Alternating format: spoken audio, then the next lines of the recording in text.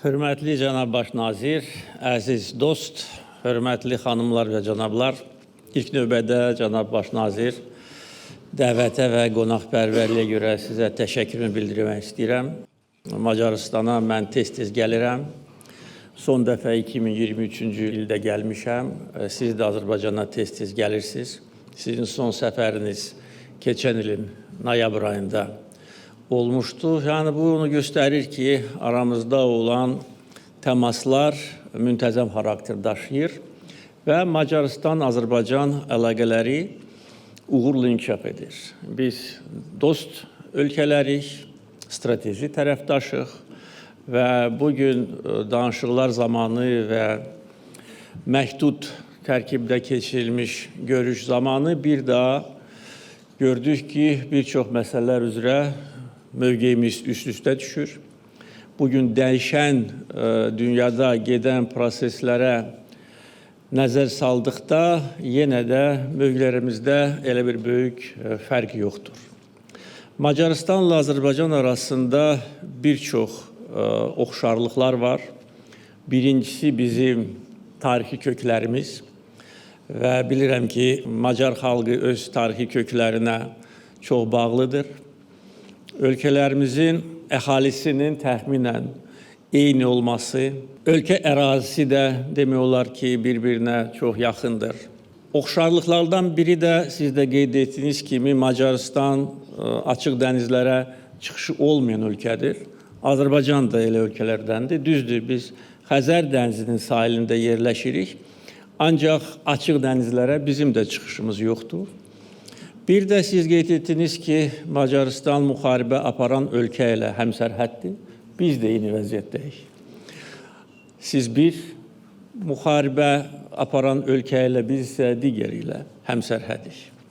Yəni, bu oxşarlıqlar təbii olaraq bir qarşılıqlı anlaşma üçün də gözəl zəmin yaradır. Çünki biz demək olar ki, eyni çağırışlarla üz-üzəyik. Azərbaycan eyni zamanda 4 il yarım əvvəl müharibə aparan ölkə olmuşdur. Biz öz ərazimizdə müharibə aparmışdıq. 30 illik Ermənistan işğalına son qoymuşduq. Düzdür, bizim müharibəmiz Rusiya-Ukrayna müharibəsi kimi 3 ildən çox yox, cəmi 44 gün ərzində aparılmışdır. Hər gün biz irəliyə gedirdik, bir addım geri atmamışdıq. Ordumuzda bir dənə də olsun Ferrari olmamışdır. Ermənistan ordusunda isə onların özlərinin etirafına görə 12.000 Ferrari olmuşdur. İkinci Qarabağ müharibəsi beynəlxalq hüquq çərçivəsində aparıldı. BMT-nin nizamnaməsi əsasında, BMT-nin nizamnaməsinin 51-ci maddəsində hər bir ölkənin özünü müdafiə hüququ var. Biz də bu hüquqdan istifadə edərək uzun illər işğal altında olan torpaqları düşmən qüvvələrindən azad etdik və 2023-cü ildə öz suverenliyimizi tam bərpa etdik. Ermənistan-Azərbaycan sülh prosesi ilə bağlı onu deyə bilərəm ki, sülh danışıqlarının 2-ci Qarabağ müharibəsindən sonra təşəbbüskarı da biz olmuşuq. Sülh müqaviləsinin mətninin də müəllifi də biz olmuşuq və məhz bu mətn bugün Ermənistan tərəfindən qəbul edilib, təbii ki, müəyyən düzəlişlərlə, amma prinsip etibarilə bizim təklif etdiyimiz məsələ bugün artıq Ermənistan tərəfindən qəbul edilib. Qaldı ki, sülh müqaviləsinin bağlanmasına burada 2 əsas şərt var. Birinci, Ermənistan konstitusiyasında bugünə qədər Azərbaycana qarşı ərazi iddiası vardır. Bu dəyişdirilməlidir. İkincisi isə Qarabağ münaqişəsini həll etmək üçün yaradılmış ATƏT-in Minsk qrupu ləğv edilməlidir. Artıq de facto bu fəaliyyət göstərmir. De jure bunun ləğvi zəruridir. Əfsuslar olsun ki, Ermənistan tərəfi hələ ki bu 2 şərtimizi qəbul etmək istəmir. Ancaq son illərin hadisələri və proseslərin gedişatı onu göstərir ki, gec-tez onlar bizim təklifimizlə razılaşmağa məcbur olacaqlar. Çünki bu təklifdə heç bir qeyri-adi məsələ yoxdur.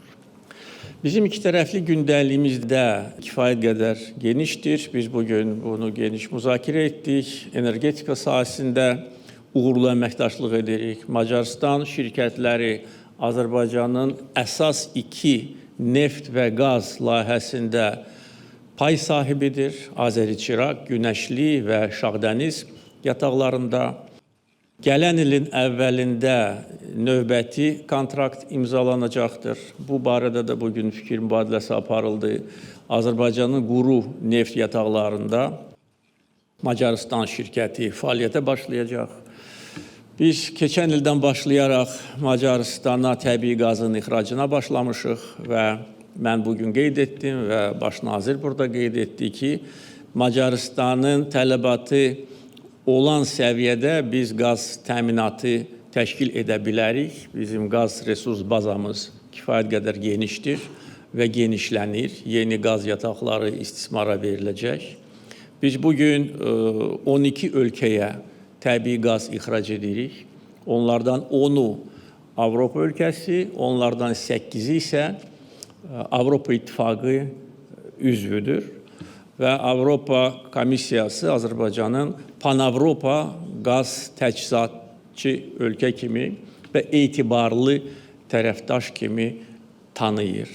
Və qaz ixracının coğrafiyasına əgər biz baxsaq, görərik ki, burada nəinki Avropa məkanında, dünya miqyasında boru xətti ilə nəql edilən qazın coğrafi əhatəsinə görə Azərbaycan dünyada qabaqcıl yerlərdədir. Bizim gələcəkdə qaz ehtiyatlarımızın işlənməsi nəzərdə tutulur. Biz eyni zamanda Macarıstanla yaşıl enerji üzrə fəal işləyirik. Azərbaycanın çox böyük miqyaslı yaşıl enerji gündəliyi vardır. Biz növbəti 5 il ərzində 6000 megawatt gücündə yaşıl enerji istehsal edəcəyik. 500 megawatt son 2 il ərzində yaradıldı. 6000 megawatt 5 il ərzində təmin ediləcək. Yəni bütün bu rəqəmlər kontraktlar əsasında mən bunları deyirəm. Yəni bu reallaşacaq layihələrdir. Və beləliklə təkcə bu layihələr bizə hardasa 3-4 milyard kubometr qaza qənaət etmək üçün imkan yaradacaq ki, bunun da əsas istiqaməti təbii ki, Türkiyə və Avropa ölkələri olacaqdır. Bütün başqa məsələlərdə də biz iki dost və tərəfdaş ölkə kimi birgə fəaliyyət göstəririk. Bildiyiniz kimi, sabah Macarıstanın təşəbbüsü ilə ikinci qeyri-rəsmi zirvə görüşü keçiriləcək. Birinci zirvə görüşü Şuşa şəhərində keçirilmişdi keçən il. Türk Dövlətləri Təşkilatının qeyri-rəsmi zirvə görüşlərinin keçirilməsinin təşəbbüskarı Azərbaycan olmuşdu və bu estafeti bizdən Macarıstan alıb, biz bunu alqışlayırıq. Bu bir də onu göstərir ki, Macarıstan öz tarixi köklərinə çox bağlıdır. Bizi də bu çox sevindirir. Və çıxışımın sonunda Macarıstanı bütün əldə edilmiş uğurlar münasibəti ilə təbrik etmək istəyirəm.